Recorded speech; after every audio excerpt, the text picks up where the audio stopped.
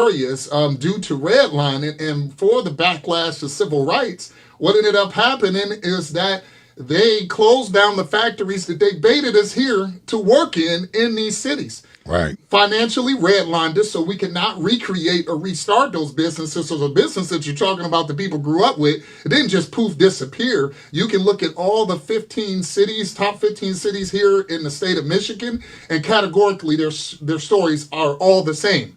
We came here for jobs. The factories closed down. The plants were planted in the suburbs. The jobs went to the suburbs.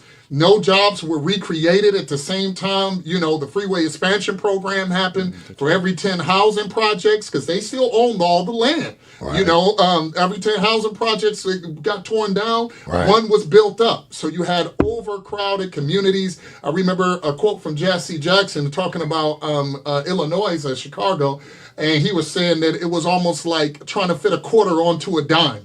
Wow. You know, that's how overcrowded our housing was. And the only thing that was more populated than that were the rats in the building that they put us with. And so, you know, it was those type of situations that, you know, it created the recipe for the ghetto, you know. You know, and that has not changed because the devaluation of property hasn't changed. So why, I applaud people that say buy black, and I appreciate people wanting to support black businesses.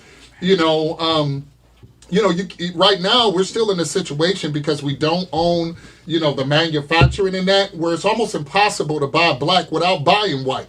Those black vendors still have to go to white companies, to purchase. They still have to go to white-owned banks, to get their financing. Our properties are still devalued, not because they took a soil sample and said that this soil is a higher grade than the soil across the street or across 8 Mile, but because of our skin color. And that was the part of that Jim Crow economics, as I call it, that was never changed. They never changed and never offset the devaluation of black and brown communities. And so that's why it's important for us to still have that spirit of pioneering, to not only think about the cities where they placed us, where they redlined us in, but to also think about the cities where we placed ourselves, because we've forgotten about that history.